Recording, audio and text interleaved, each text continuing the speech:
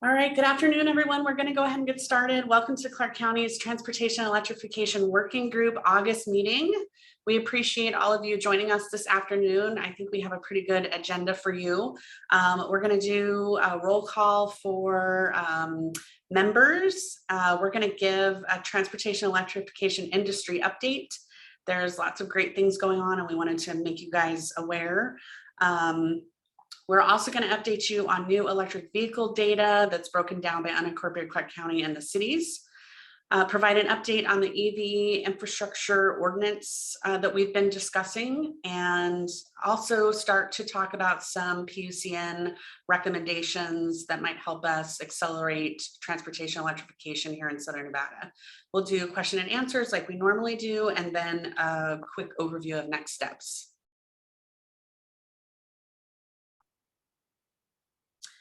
So we'll do like we have done normally. I'll call out the organization that's a member, and if you can just let us know that you're joining us, we'd appreciate it. So CHISPA.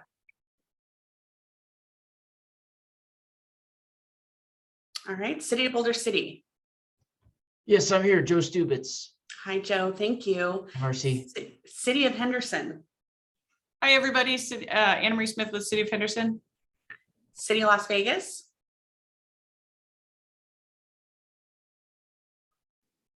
Yep, Marco Vallada, City of Las Vegas Community Development. Great, thanks, Marco. City of North Las Vegas. All right, Clark County School District. NAOP. Hello, Marcy. Hello to everybody else. It's Rod Martin representing NAOP. Nevada Climate Initiative.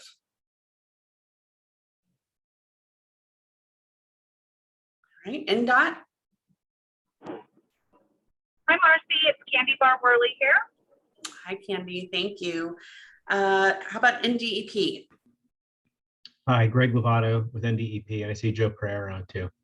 Great, thank you. NV Energy. Good afternoon, everybody. Marie Steele. Nevada Governor's Office of Energy.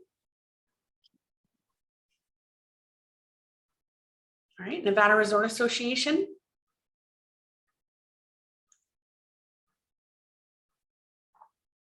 Nevada State Apartment Association. RTC. Hi, everyone. Deb Reardon with RTC. Hi, Deb. Hi. How about SNWA? Hey everybody, Keely Brooks with Southern Nevada Water Authority. Doug Bennett here also. Hi, Doug. Hi, Keely. Hi. Southern Nevada Home Builders. Matt Walker with Howard Hughes Corporation on behalf of SNHBA, and I think we have Nat on as well. I'm honest. Yes, I am. Thank you. Hi, Matt and Nat. Thanks for joining us. SWEEP. Hi, everyone. It's Angie Degmo with SWEEP. Thank you. The Electrification Coalition. Good afternoon. It's Will Dreyer with the EC. And Western Resource Advocates.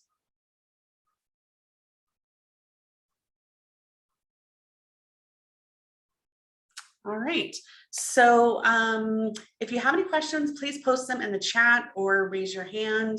We'll have a specific time at the end of the meeting also that's reserved for questions and answers and discussion. If you're an interested party and you're joining us today, please go ahead and enter your name. And if you're representing an organization, add that in the chat. And I'll turn it over to April so we can get started on our agenda. All right. Thank you so much, Marcy. And thanks everyone for joining. Really appreciate it. We have some good updates for you today. The first one will be just a general industry update. We thought we would kick off with just the national EV market share.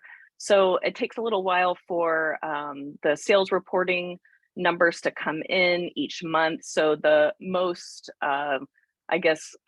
comprehensive month of sales data that we have that actually Atlas EV Hub has is from May 2022. So I'll point out a couple of things here. May has the third highest EV sales in 2022, and you can see on the far right-hand side that 71,000. This means about 6.4 on the market share. So just for 2022 alone, that's the second highest. You'll see in red there, Tesla has a really consistent market share there. It's for them, the 43%, it's actually the lowest for the year. However, you can tell that it really still is a strong showing there. GM has actually had their best month since August 2021, and they're in that lavender bar across the bottom. You can see on the right-hand side, just in April and May, where you do see sales there, and there are no sales prior to that. Ford is in that green part there, the brighter green across the bottom. They in May had the best month to date. And then in the yellow all the way across the bottom, you can see Hyundai is really showing some strong sales with their electric vehicles. So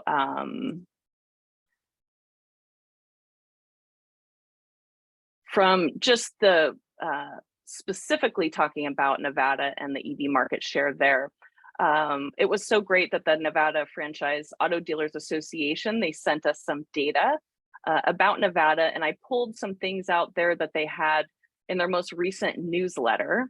And so just in general for top selling brands for year to date for June, Tesla is number 5 in the top 5. So this is not specifically for electric vehicles. This is for all different types of vehicles. And you know, Tesla's really showing a strong showing there. Same on the right-hand side, this is really comparing all vehicles, not just electric vehicles. However, for the top selling models, EVs come up twice in that overall list. So it's great to see us really have that strong showing. And obviously with Tesla having strong sales, they're the Model Y and the Model 3 are the ones that continue to shine at the top. Now talking about just still in Nevada EV market share, but domestic light duty vehicles, and the largest percent change in Nevada new vehicle registrations year to date versus last year, Tesla is clearly number 1 there with a 44.7%. And again, this is data from the Nevada Franchise Auto Dealers Association. So speaking of Tesla again, they dove in a little bit farther, looking at their EV market share, and their percent share of the state luxury market has grown significantly. So the market share was up almost 30 points between 2017 and 2022. So a significant jump for them. Looking at the Nevada market share, so specifically at the different types of drivetrains. So you'll see across the bottom here, you know, the gray is electric. We have hybrid is in dark blue, so that would be just a standard hybrid. And then the lighter blue is a plug-in hybrid. What this data shows us is that the all-electric vehicles, or the BEVs, the battery electric vehicles, they're really rising to meet in Nevada, just the standard hybrid market share. And then EVs are surpassing the national market share, because you may have recalled on a slide earlier that I mentioned that that was at about the national EV market is at about a 6.4% market share. But in Nevada, we're seeing a 7.9. And that lighter blue bar across the bottom shows that plug-in hybrids are continuing to grow. Obviously not as strong as the all-electric vehicles, but still a really strong showing there. Now looking at the model growth. So what types of models, how many models are available to any driver in Nevada? So to date, there's about 53. So 30 all-electric models, 23 plug-in hybrid models. And in the future, what this graph is calculating is what automakers have made announcements you know, over the next few years. So there's about 31 additional EV models that are coming to market.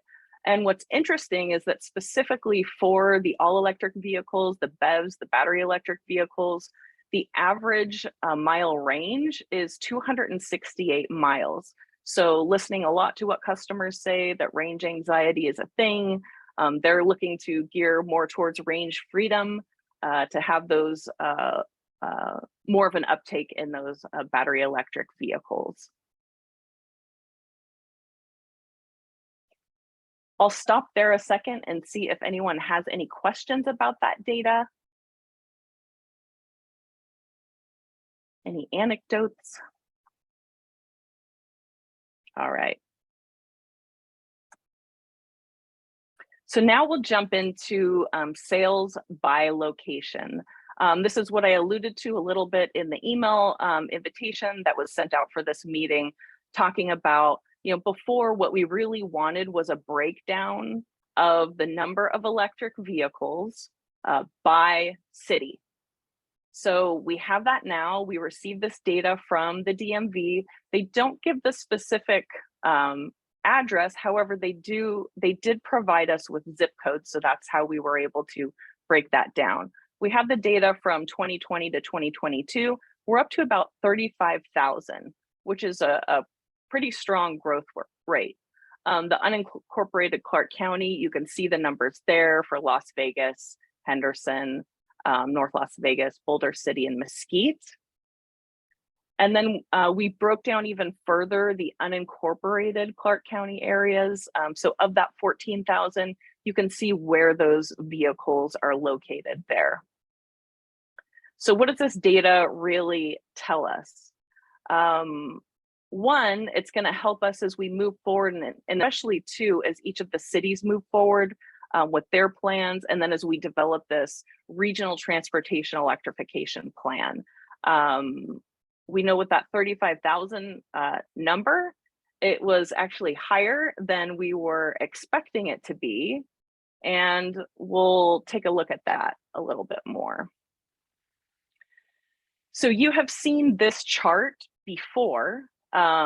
We had created goals and really done some projections around electric vehicles and really the uptake of electric vehicles. So we have the year on the left, we have the percent of light duty sales. We also have the new EV models. So annually new EV registrations, and then the cumulative registrations is on the right. So of the years prior, what is this cumulative number going to be?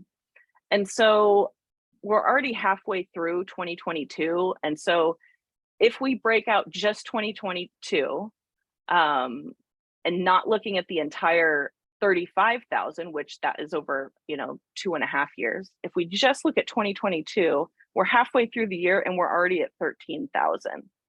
So the 2025 projections, as you can see there, are 24,000. So if the balance of the year is tells us anything about the first 6 months of the year, we're going to have clearly surpassed that 2025 goal, and we're already in 2022.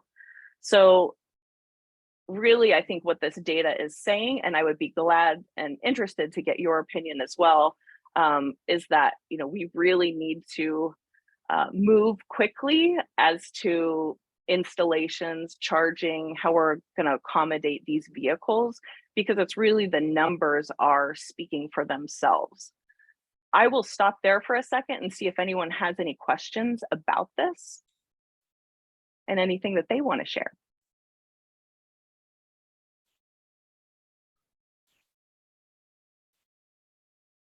All right. Looks like we have a question from Justin. Okay, Justin. He's asking, is that only new vehicle registrations, or does that include annual renewals? So the 13,000 would be new vehicle registrations. And then I have a question. Sure. April, I don't know if you guys have looked into it and it just occurred to me, but are there issues with supply of electric vehicles? Are people having problems finding them? Yeah, the availability of these vehicles like right now. I'm hearing mixed messages. Yeah. They're becoming more and more available. We know that there was some supply issues.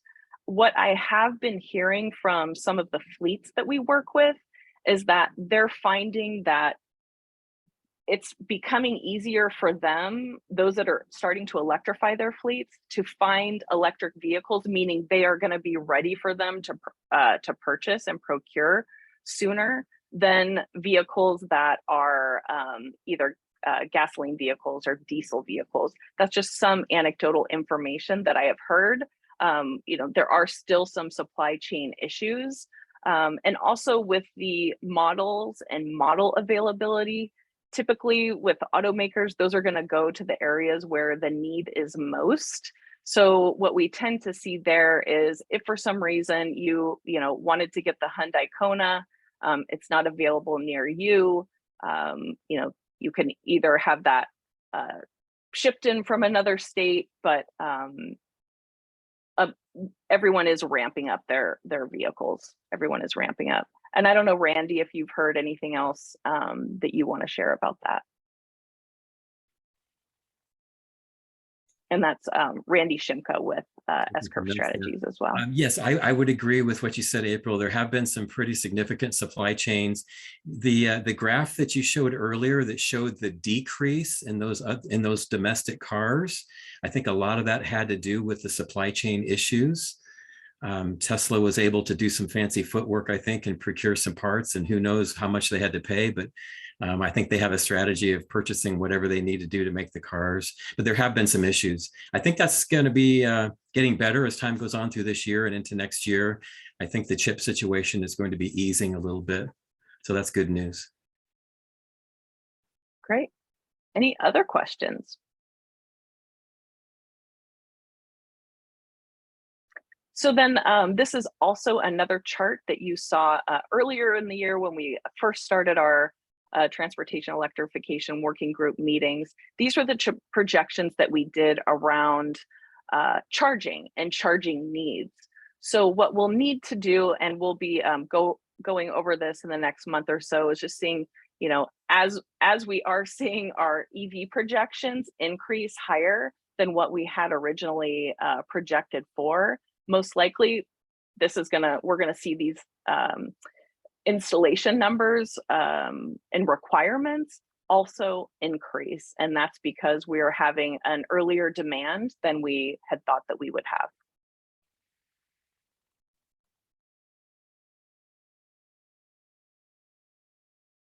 All right, so now just jumping into the working group update.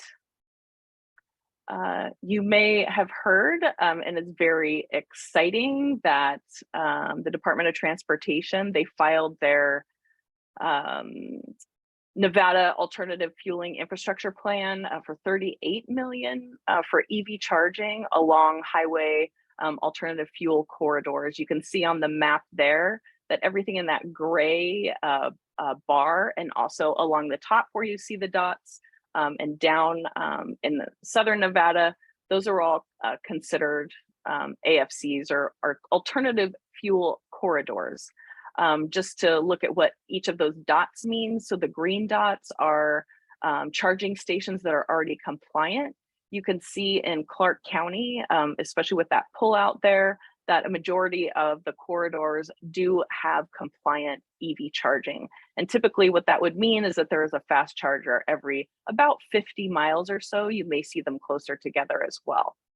The kind of yellow dots there would be where the plan is recommending to have new EV charging stations. And then the red dots are EV charging station upgrades. So for example, maybe there's a level 2 charger there, and it should be upgraded to a DC fast charger so that it can help people charge their cars more quickly. Or maybe it's one DC fast charger and there would be an increase there. Another thing about the plan is that they're working really closely to leverage other programs that are already taking place in the region. So working with NV Energy to leverage their programs, which is fantastic, because what that means is that we can make that $35 million grow and go farther. The Transportation Electrification Working Group was mentioned in the plan as one of the stakeholder efforts, especially around the transportation electrification regional planning effort that we're all doing as a group together. That, you know, this effort will also help leverage that plan, and we will also be helping to leverage this effort, which is fantastic. Specifically, April? sure. Oh, sorry, I didn't mean to. I was just going to ask if Christina or Candy have anything also specifically about the plan that they would like to share. At this time, we did get it turned in. I don't know how many of you had seen the article from Politico that had said that Nevada did not turn it in. However, we did, so we got that taken care of. And for the approval, and then we'll be able to actually start working on the plan. So we're just in a holding pattern right now, but we are still talking to MB Energy and some of the smaller energy providers, so that once we get that approval, we can start updating the infrastructure that we need to update. Thanks so much, Candy. And it was really great to see in all of the meetings that you all were hosting, just the strong participation that you had from all the government agencies. So, you know, which just tells all of us here in the working group that this plan really had a lot of input and a lot of support, a lot of stakeholder engagement, which was great. Hey, April, I'm sorry, it's Jason from MGM. I've got one quick question. On this map, the where it says Clark County new stations at Jean and Prim, are those indicated by the orange circle? At the very bottom, you are correct. Okay, thank you. Yeah. And so for Clark County specifically, you can see that red dot down there would be an upgrade at Moapa. So to increase the number of fast charge ports there. What that will do is then bring it into compliance along with all the other green dots. And so again, compliance meaning that the mileage between charging stations is about 50 miles. And then the new charging station added almost down right there at the border. And sorry to interrupt for a second and see. Yeah, no, great. Sorry Candy. to interrupt. This is Candy again. We will be posting this on our website, on the DOT website in the next couple days, the actual plan. But if anybody wants a copy of it that has not gotten a copy of it, they can just shoot me an email and I'll get it out to them. Awesome. All right.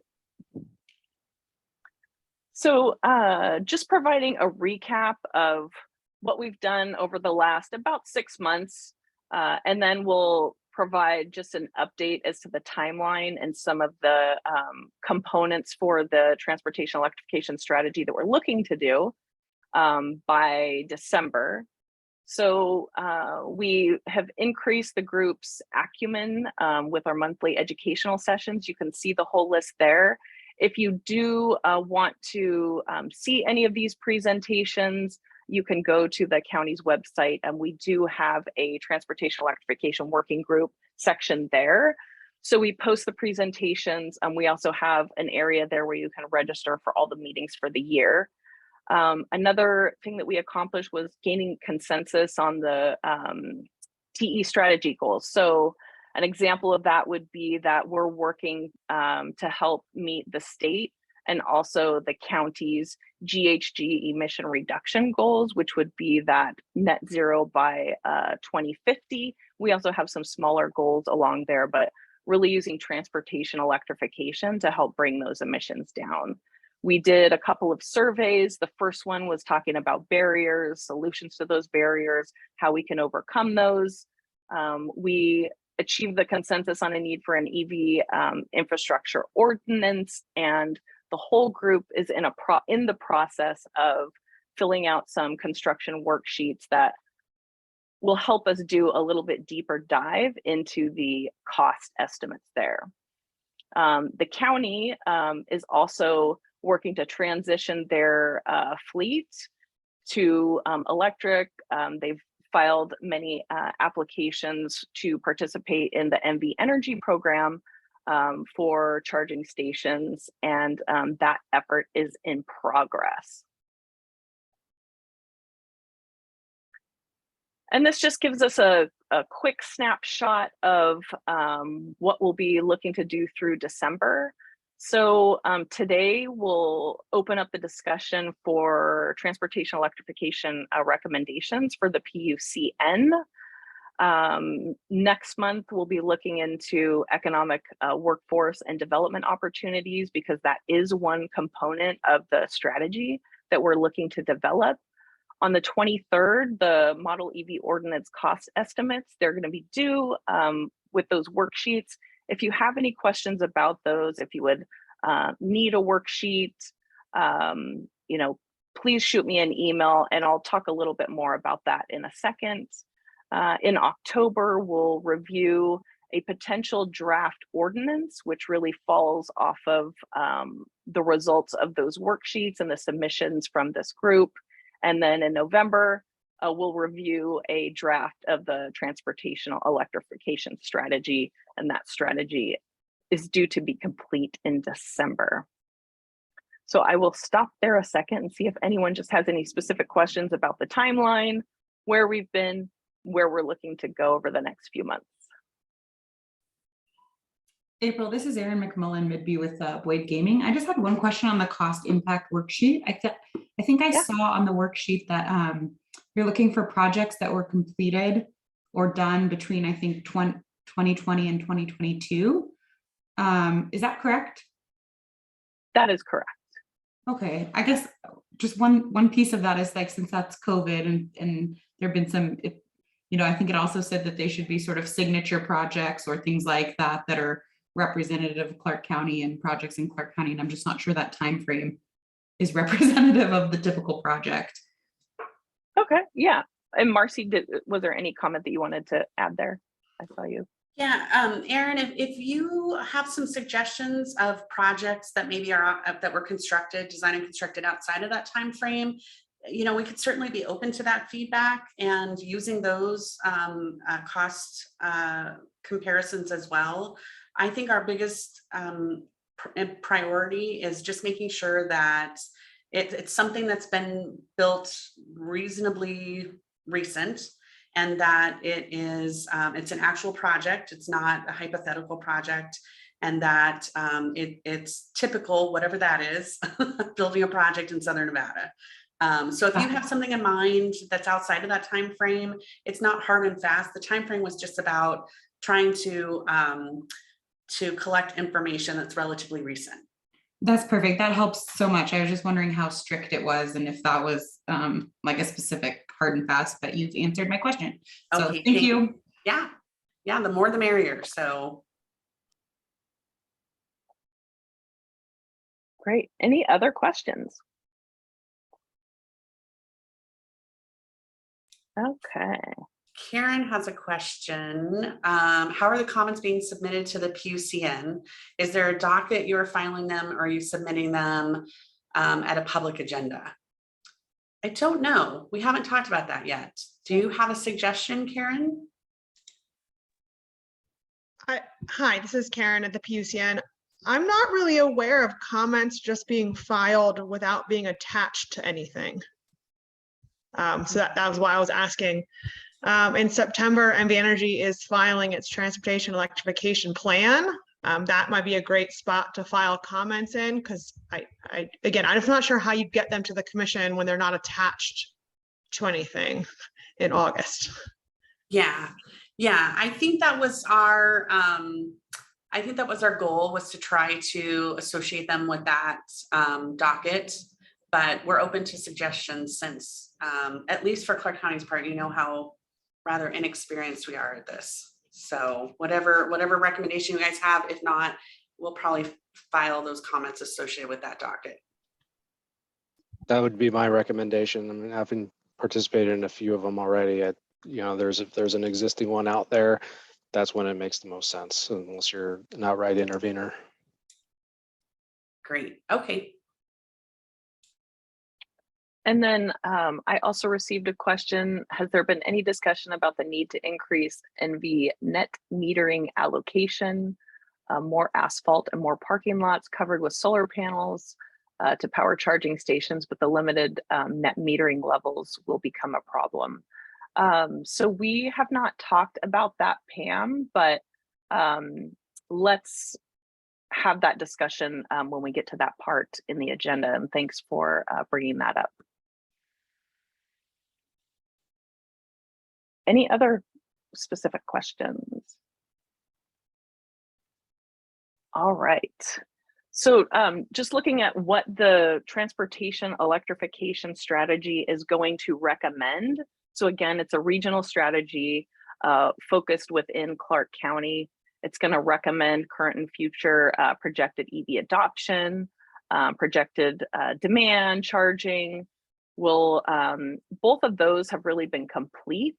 But what's in progress is both the existing infrastructure and development needs, because we think that that will roll right into the infrastructure ordinance and the feedback that we're also receiving on that ordinance. We'll be discussing the PUCN recommendations today.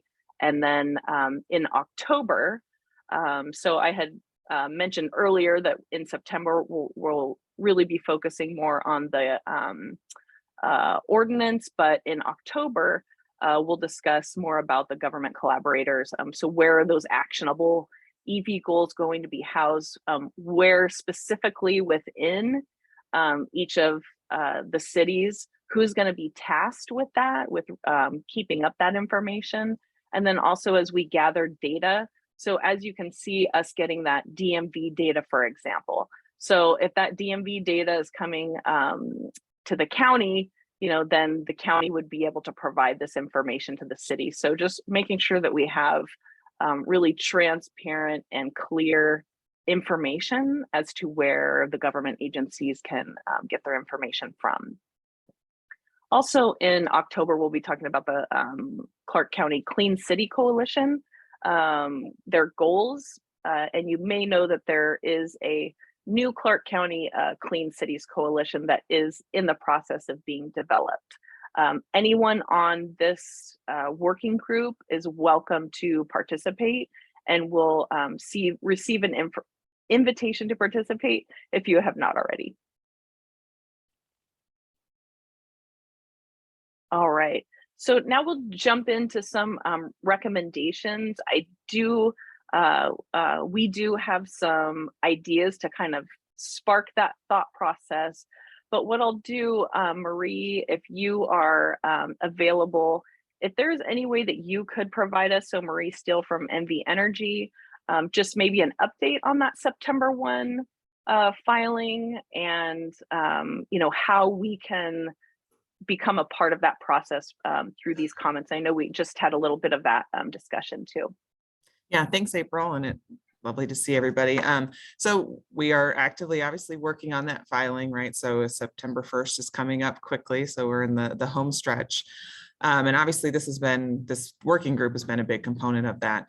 But from a stakeholder engagement perspective, certainly we have a survey live on our website, right? So it's in stakeholder input into the plan.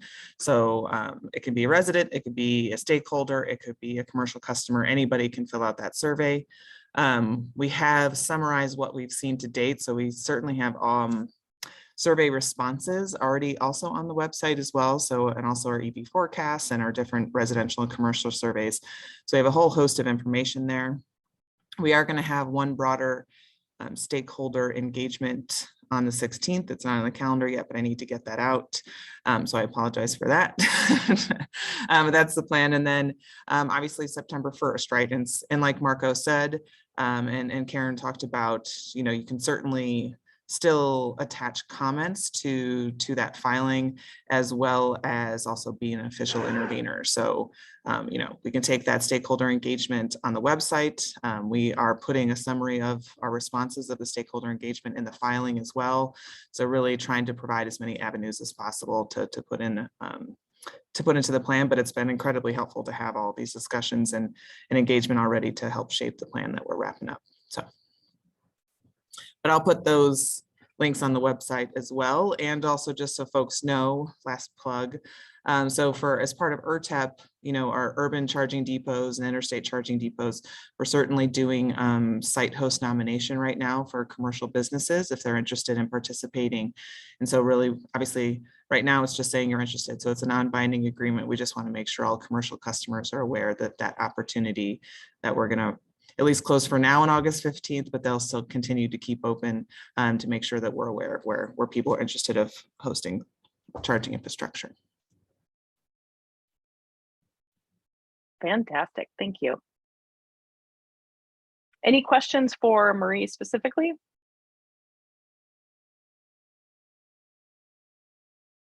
All right. So we have a couple of pages here of ideas to submit. Again, any idea that we do submit, that is tied to that September 1st filing, the whole idea would be, how can we increase electric vehicle growth, or at least for this group here. Some of the things that we have on this list, again, these are not things that we're definitely submitting. It's just things to get us thinking about it. Would be a commercial demand charge holiday for fleet. So the idea of a temporary demand charge for fleet owners of electric vehicles to help ease them into the process and encourage them to adopt electric vehicles without getting hit with those larger electric vehicle demand charge fees. Rebates for single and multi-family charging stations. So maybe one of the parameters around that would be a residential electric vehicle time of use rate that they participate in that, and then would receive a rebate for either multifamily or single family. Reduce line extension costs. We've had a lot of discussions about this over the past many months, and especially when it does come to the ordinance, what do those costs look like? As you know, for those of you that are participating and do and have been looking at the worksheets, working directly with the utility to get those cost estimates will help that move that process along. But again, looking to see how that impacts the cost of the ordinance if an ordinance is implemented. And then EV charging station installation on bill financing. So an example of that would be you have your utility bill, you want to install charging, you have to pay for the cost of that charging. Would that be able to be financed on the utility bill? The EV purchase or lease rebates, and key here really is point of sale and then also used. So a lot of rebates that we've seen across the country are really for brand new vehicles and not at the point of sale. You don't get the rebate until you've purchased the car, you've submitted the application. What that does, what we've seen happen is that makes it so that if you are lower income and you can't afford that full cost of the vehicle, as soon as you walk into the dealership, if you can't afford the vehicle, then there's no way that you could purchase that electric vehicle. So if you would be able to have that rebate taken off of the hood of the car, which is another way to say point of sale in the vehicle business, that would be one way to do that. Dealer sales spiffs is for EVs. So for example, what I've seen over the years would be when you walk onto a sales floor, dealers, it's easier for them to sell a gasoline vehicle. So instead of them wanting to sell an electric vehicle, they may direct you towards a gasoline vehicle. So some salespeople don't necessarily get additional dollars for selling electric vehicles, but if there was some way, almost like you would give a rebate to a customer, if there was some way to give a sales spiff to a dealer for encouraging them to sell electric vehicles and doing it over a short period of time, that could be one way to do that and motivate that. And I'll just go through these really quickly on this second slide, and then we'll open it up for discussion. So a couple of others are education and outreach campaigns. So either to residential drivers, commercial fleets. We already know that there are some things in the state being done. So for example, NV Energy, they have their education and outreach campaign.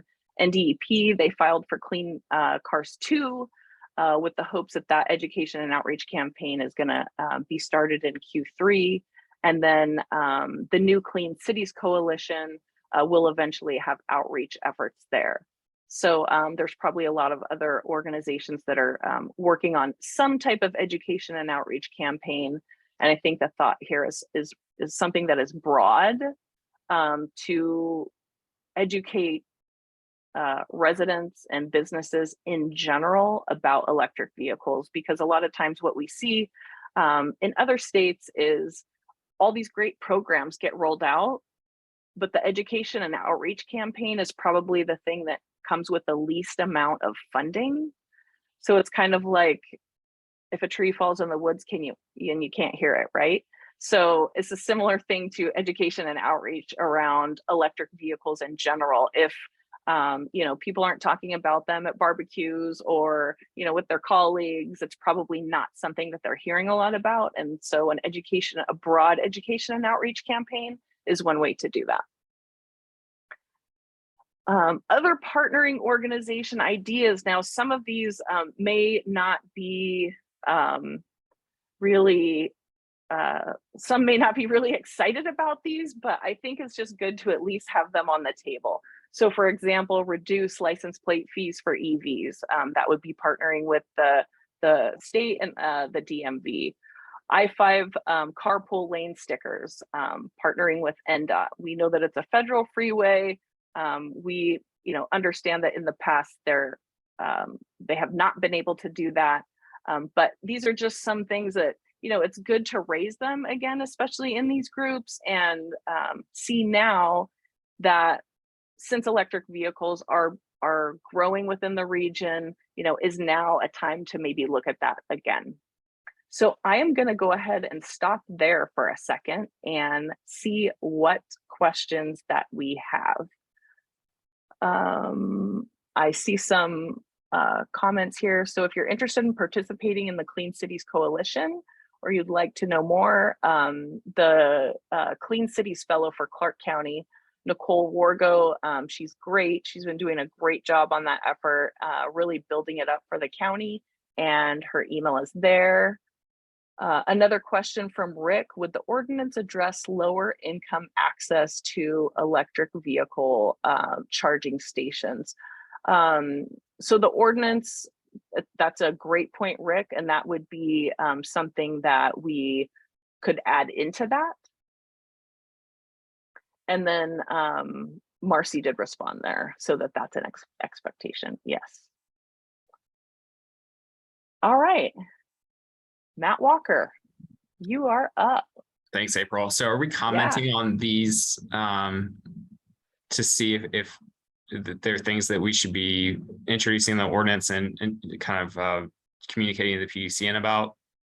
Yes, if you could, please, that would be fantastic. Okay. So on the SPIF, I just think that unless there's drastic market condition changes, I don't feel like it's a good use of county resources. There's new incentives in the works with the Manchin compromise as that Senate bill comes together, and the market conditions are, there's no vehicles to sell, and every time I go to the dealership for an EV, it's either out the door already, or they have a $20,000 or $15,000 markup on it, and I just can't imagine pouring any more fuel on the fire. These sales people don't even have anything to sell at this point. Okay, thank you for that feedback.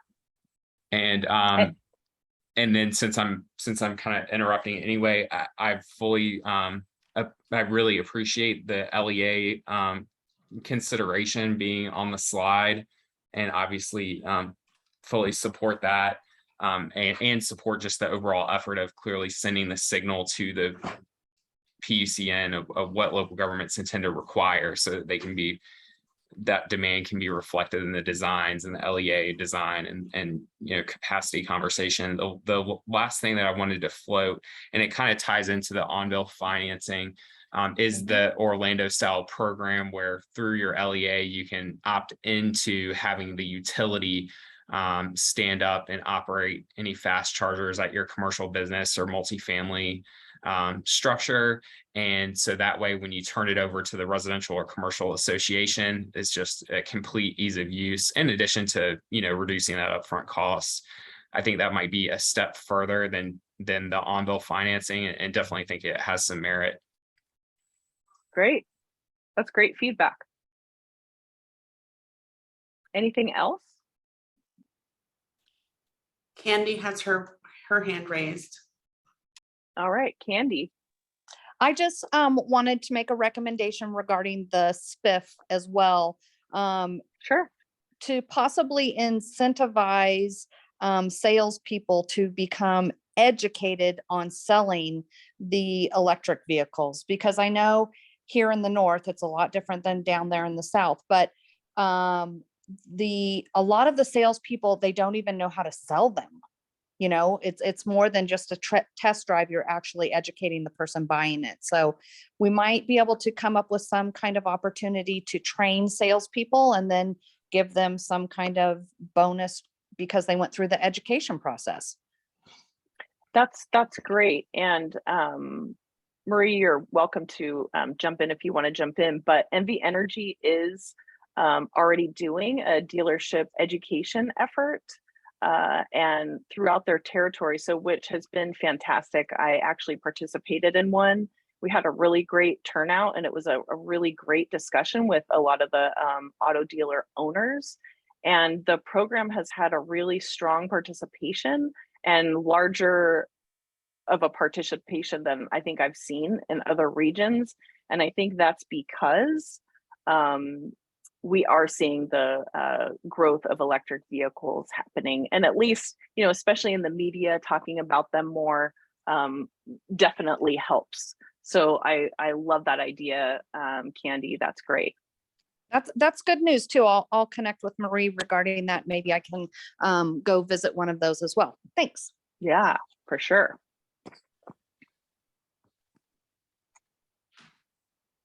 Okay, and it looks like Matt said the education includes the list of licensed contractors who can install safely, and that is really, really great.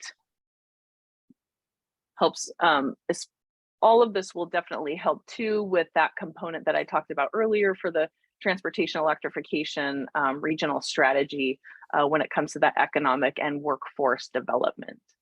Doug. Thank you. I've owned my EV for 6 years now, and I don't know if I'm an advocate for rebates on used vehicles. I really feel like the marketplace winds up passing through the rebate anyway. My car is a Chevrolet Volt. It was $43,000 in 2012.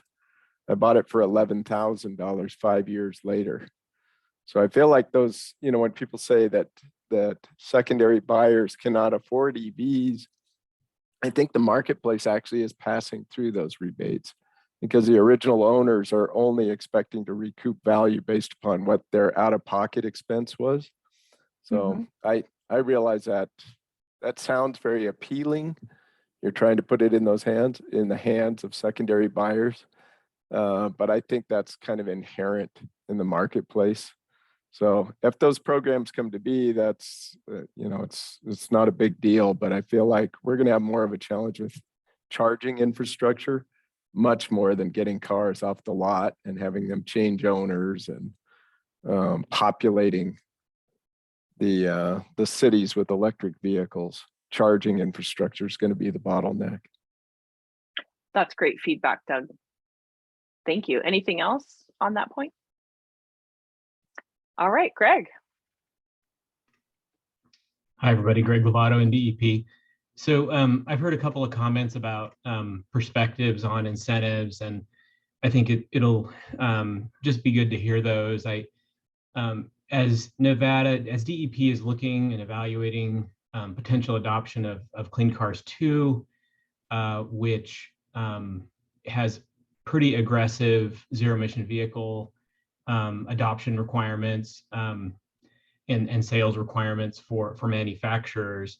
It's something that we're trying to figure out. What's the appropriate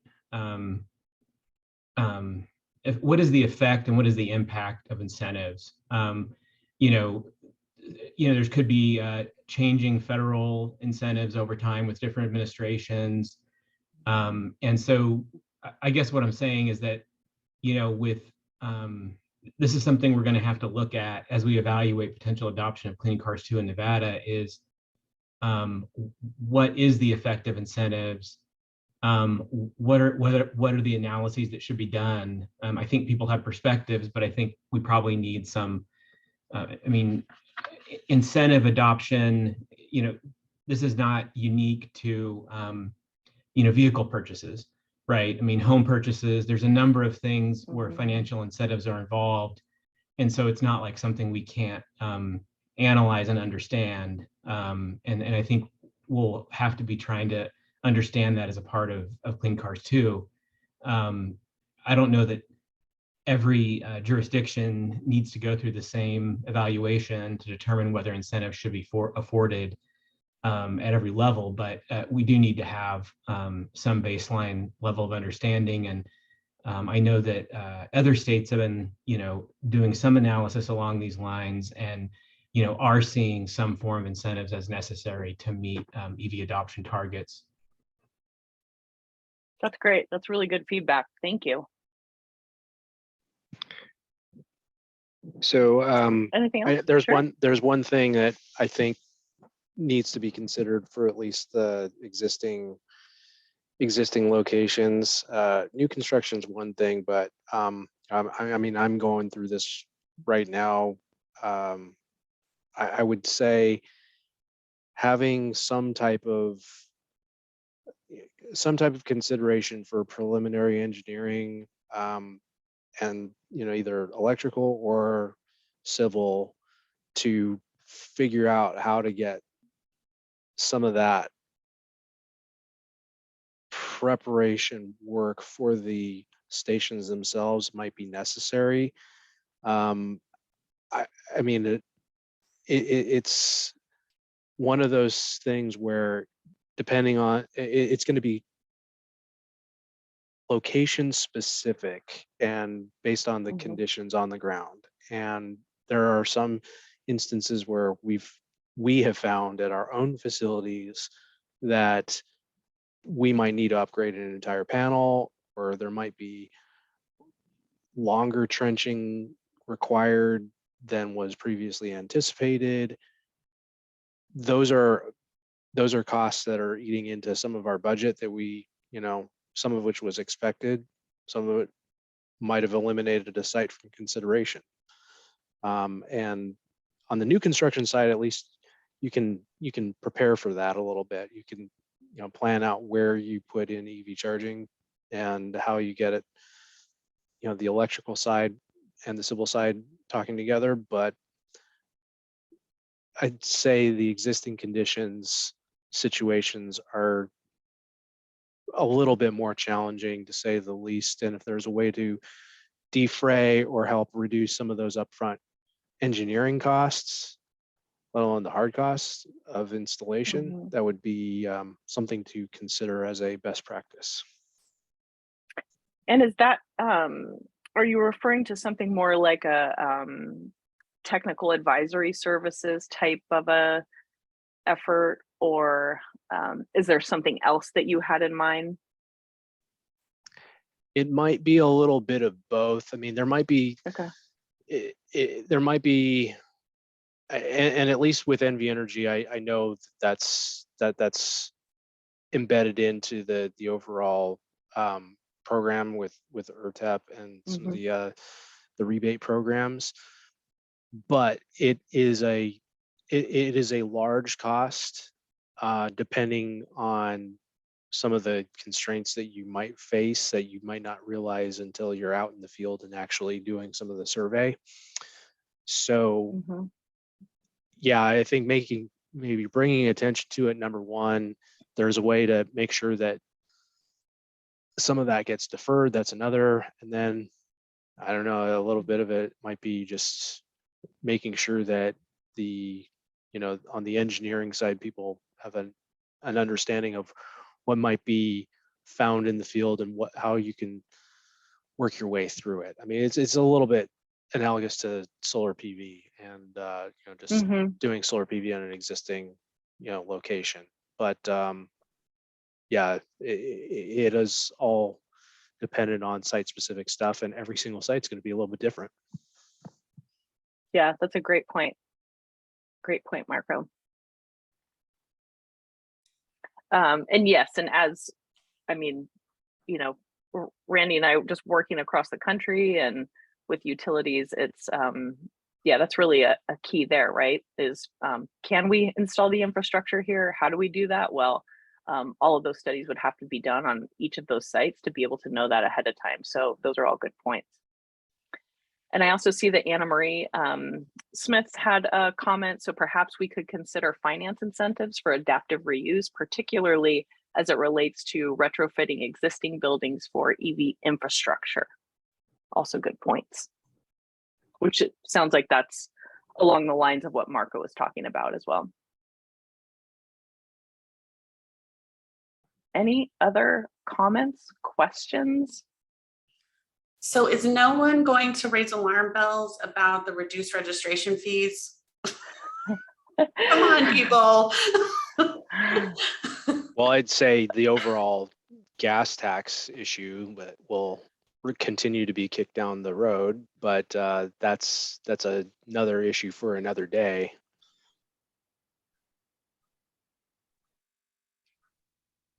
So folks would get on board with sending comments that say that this working group recommends reduced license plate fees for EVs.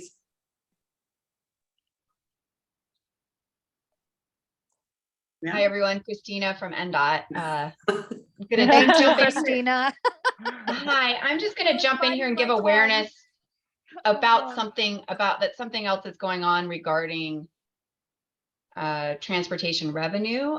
It's a parallel effort with this that is taking into account the climate goals, both in terms of how we generate revenue in support of achieving climate goals, and also how we generate revenue in recognition that achieving the climate goals is going to degrade the current revenue sources. So there's a parallel group. NDOT was charged with standing it up, but it's not. I mean, it's an NDOT group in that we stood it up, but it's 29 members of our community statewide that have been working since last summer to provide legislative recommendations to address long-term sustainability of the transportation funding for the state. So we are looking at registration fees and we are looking and providing rate tables to really look at how do we support. You may still want to make a recommendation different than what's coming out of that group. But I did want to make sure everybody was aware when we're looking at any sort of thing that's associated with transportation revenue, that there is a side or additional group that's working parallel to this effort, not related, really just looking at long-term sustainability of the Highway Trust Fund, the State Highway Trust Fund, and acknowledging that we're already currently underfunded. Significantly so. And so how do we make sure that we continue, how do we make sure we have sufficient revenue to make sure that there are roads to drive the EVs on? So just an awareness piece, whatever recommendations you want to make, feel free to make them, but you may want to track what's going on there. I anticipate our next meeting will be, and they are public meetings, face-to-face meeting. It will be located in Southern Nevada on the second Tuesday of September. It is anticipated to be a full day. They are also streamed, so you don't have to be in the room to watch. I do believe you have to be in the room to make comment, but there are public comment time periods at the beginning and the end of the day. The agenda will be posted as per open meeting law in advance of the meeting. And then depending on the outcome of that meeting, we will have a subsequent final meeting in November, which may be online or in person, maybe all day, maybe short. It just sort of depends on what's going to happen with at the September meeting. But the final recommendations will be out around November, but we may have a good idea at the end of the September meeting. Okay. Christina, would it be possible for you to characterize where you all are landing on this kind of an idea in terms of? Yeah, and we're not landing on a reduced registration fee. Okay. Okay. Perfect. All right. So, you know, actually, there's a few funding sources that are in play right now. Things that could be done relatively easily today to address that current shortfall. And then there are some things that are being looked at that are more long-term that need to be developed further for a long-term sustainability. And just a reminder, this is 29 members of the community. This is not an NDOT recommendation. But right now, the mechanisms in play are statewide indexing, because right now there's not indexing, and that's not really anything other than to make sure that the fund is sustainable, right? Because if we just set it at a point, we know that that's not sustainable. It'll eventually degrade in terms of purchasing power. They're looking at the GST. They're looking at a fuel tax increase. They're looking at a vehicle mile traveled fee for EVs initially, but broadly and largely transitioning that to fleet-wide. As the fleet transitions, it'll happen somewhat on its own, but if there are any fuel, gas-powered engines moving forward, transitioning to bring those in as well. I feel like there's another one that I'm missing, but that's where we're looking. I think one of the things to consider is as we look at increasing fees, we're also looking at, so I told you a few of the topics we're looking at in light of the climate goals, both sides of that, how do we work to make sure we're achieving the climate goals, but also how do we make sure to protect the roads and that there are roads to drive on. Another thing that we're looking at is social and user equity, and registration fees really actually help align and match us to be a much more equitable funding source, because the registration fees are lower on older vehicles. Same thing with GST, it's lower on less expensive vehicles. So that's part of the reason. And I really do encourage you. I don't have the link. I'll go find it right now and I'll put it in the chat, so that the members of this group can take a look at where the advisory group has been, where they're going, and get the information as to our next couple of meetings. They really did look at a breadth of revenue sources. I think there were 29 or more revenue sources on the table when they started looking, and they've narrowed it down, and they still have some conversations about what that's going to look like, what the recommendations will be. I don't know what they are. I just know what's still sort of on the table, but other things could come back, right? As we start having the harder conversations at the end. Some of the things that aren't on the table could still come back. And then the other piece of that is we anticipate in the final recommendations, it may not be a do this at this level. It may be look at this. It is a viable funding revenue source that you can implement today. And here's a rate table so you understand at what levels your options are in order to generate the revenue that may be needed in the long term. Thank you. And Marci, RTC is having a similar conversation with the Transportation Resource Advisory Committee around shoring up and kind of stopping the erosion of transit funding, which I'm sure other folks are better qualified to speak to, but there's policy overlap with the EV registration fees as well. So I should note that there's representatives. So NACO is represented on the advisory working group, as is the RTC of Southern Nevada. So there are participations and voices from Southern Nevada in the conversation. So let me ask the group this way. Is there anyone who couldn't live with the idea of striking this as a recommendation to the PUC? So Marci, I'm going to jump in real quick, and it might be what Karen's about to bring up. Okay. Is some recommendations might be for the PUCN, and some might be county recommendations. Like PUCN doesn't have jurisdiction over. Right, you're this.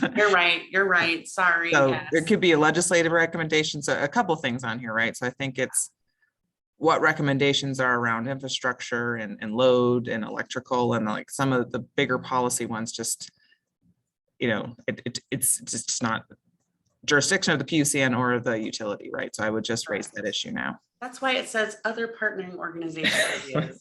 You can All tell right. them, they just can't do anything about it.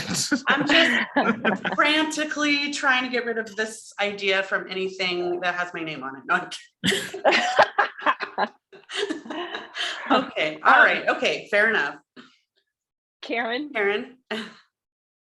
Yeah, this is Karen from the PUC. I was going to say the same thing as Marie, as the PUC regulates the monopoly utilities in the state. We have no authority over other entities.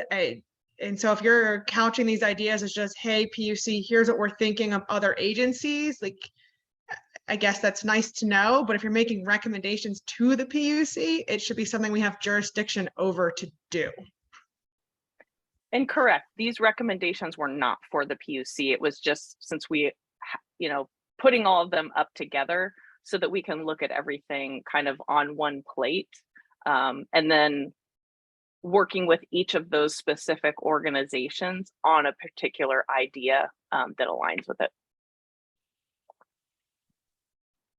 Any other comments?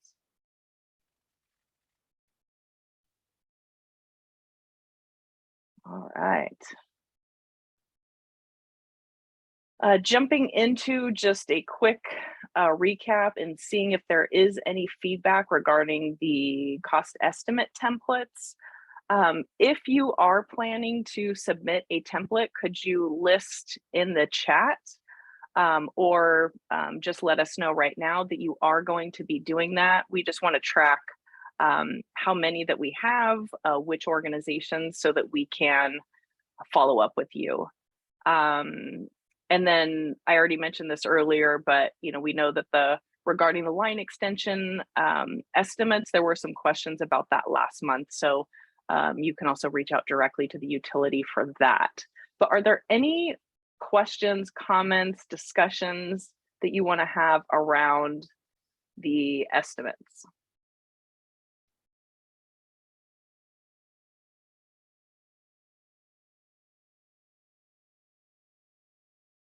All right, sounds like they're just super easy and everyone's going to be submitting them.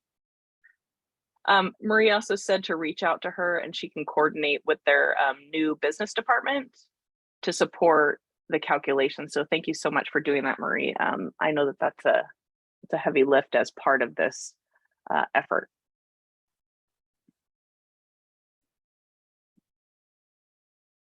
All right, so it looks like we may be able to give you all some time back in your day. I know some of you had to leave at 3:30. Next meeting will be September 8th. We'll be focused on the economic and workforce development opportunities. Are there any other topics as you're kind of thinking back on that timeline that we just saw earlier? Are there any other topics that you think that this group should be addressing as part of the transportation electrification regional strategy over the next couple of months? We're happy to add those to the agenda if there are. So April, at least especially on September 8th, I can certainly overview what we put in the filing. Always. Oh, great. Caveating it with that is what is filed, right? Right. But certainly can give that an overview. And we can also talk about at least maybe I don't know what the workforce development component is, but certainly the electric vehicle infrastructure training program. We just did, a grant with our local JATCs and the IBEW. So certainly can touch to that or even have them speak to it too. That would be great. That would be fantastic. I'll reach out to you then on that, Marie, to have one of them speak. So April, one of the things that has come up in some conversation over the last month as I've talked to folks in the development world is kind of reducing PUCN, but also zoning restrictions that might prohibit a developer from kind of concentrating community solar, community storage, and or meeting some of these electrified parking requirements more economically by grouping them together, under ownership of an HOA or something like that. still meeting all their obligations, but doing it in a more cost effective or maybe more grid effective way. And so whether it's offline some other time or as part of this group, I think it'd be good for us to explore what barriers are in place to those kind of community solar concepts, getting it off the rooftop and enlarging the solar storage and EV charging infrastructure more efficiently by doing it in a large group, you know, outside of the typical parking structure or typical rooftop. Those are great comments. Is there anything you have to say about that, Marci, or Matt, we can schedule a meeting offline and maybe include Sammy from comprehensive planning and talk about what you guys are experiencing and maybe what some options might be. Thank you.